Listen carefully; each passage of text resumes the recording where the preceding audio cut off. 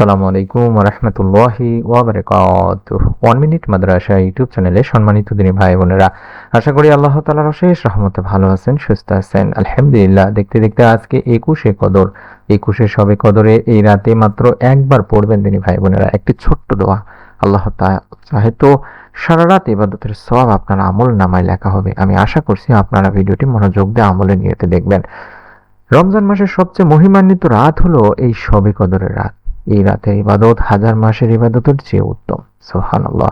কিন্তু অনেকেই আছেন যারা পুরো রাত জেগে ইবাদত করতে পারেন না।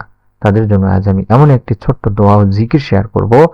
যদি আপনি এই শবে কদরের রাতে অন্তত একবারও এই দোয়াটি পড়েন, আল্লাহ তাআলা চাহে তো আপনার জন্য অসংখ্য নেকি দান করতে পারেন এবং সারা রাত ইবাদতের সওয়াব দান করতে পারেন ইনশাআল্লাহ। তাই আবারও বলছি, ভিডিওটি শেষ পর্যন্ত দেখুন এবং এই আমলটি অবশ্যই শিখে নিন, নিজে শিখে নিন, আপনার পরিবারের সকলকে জানিয়ে দেবেন।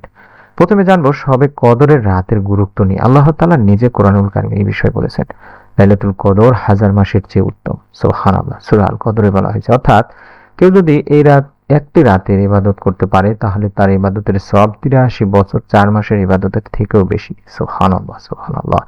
এই রাতে ফেরেশতারা পৃথিবীতে নেমে আসে এবং আল্লাহর রহমত চারিদিকে ছড়িয়ে পড়ে। তাই এই রাতকে কখনোই অবহেলা করা উচিত হবে না আমাদের। আল্লাহ রাসূল সাল্লাল্লাহু আলাইহি সাল্লামের স্ত্রী হযরত আয়েশা রাদিয়াল্লাহু তাআলা আনহা জিজ্ঞাসা করেছিলেন আল্লাহ রাসূল সাল্লাল্লাহু আলাইহি সাল্লামকে যে, হে আল্লাহ রাসূল সাল্লাল্লাহু আলাইহি সাল্লাম, যদি আমি শবে কদর পেয়ে যাই তাহলে কি দোয়া পড়ব?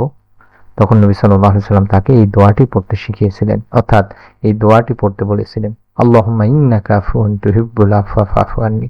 আশা করছি মোবাইল স্ক্রিনশট নিয়ে নিচ্ছেন। আল্লাহুম্মা ইন্নাকা আফুউন তুহিব্বুল আফওয়া ফাফু আন্নি। আপনি যত আমলই করুন না কেন, নফল ইবাদত, জিকির, আজকার, তওবা, দরুদ, যত আমলই করুন, এই দোয়ার আমলটি ছাড়বেন না। অন্তত একবার হলো পাঠ করবেন আজকের এই 21শে শবে কদরের রাতে।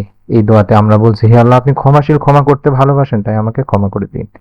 শবে কদরের রাতে আপনি এশার নামাজ পড়ার পরে, তাহাজ্জুদ নামাজ আদায়ের পরে অথবা সিজদার মধ্যে মাথা রেখেও পড়তে পারবেন। এই দোয়াটি আপনি যত বেশি সম্ভব পড়ার চেষ্টা করবেন। যদি 11 বার পারেন পড়বেন, তাহলে অন্তত 33 বার পড়বেন, 100 বার পড়বেন, অর্থাৎ যত বেশি পড়ার চেষ্টা করবেন। আর যদি কেউ মাত্র একবারও আন্তরিকভাবে মন থেকে বিশ্বাস নিয়ে পড়ে, তবুও আল্লাহ তাআলা তাকে ক্ষমা করে দিতে পারেন। এই দোয়া পড়লে আল্লাহ তাআলা গুনাহ মাফ করে দিতে পারেন তিনি ভাই বোনেরা। আল্লাহ রাব্বুল আলামিন, আল্লাহর রহমত আপনার উপর নেমে আসতে পারে। জীবনের বিপদ থেকে আপনি বিভিন্ন বালা মুসিবত থেকে আল্লাহ তাআলা আপনাকে দূরে রাখতে পারে। দোয়া কবুল হওয়ার সম্ভাবনা বাড়তে পারে, আপনার মনে নেক আশা পূরণের সম্ভাবনা বাড়তে পারে এবং জান্নাতের পথ সহজ হয়ে যাবে। তাই এই শবে কদরের রাতকে অবহেলা করবেন না, এই রাতে অবশ্যই দোয়াটি পড়বেন। আপনাদের জন্য আমি মন থেকে দোয়া করি, এই শবে কদরের রাত যেন আল্লাহ তাআলা আপনাকে কবুল করেন। আপনার নামাজ, কোরআন তেলাওয়াত, জিকির, আজকার, দোয়া, দরুদ সবকিছু আল্লাহ তাআলা যেন কবুল করে নেন। আমিন।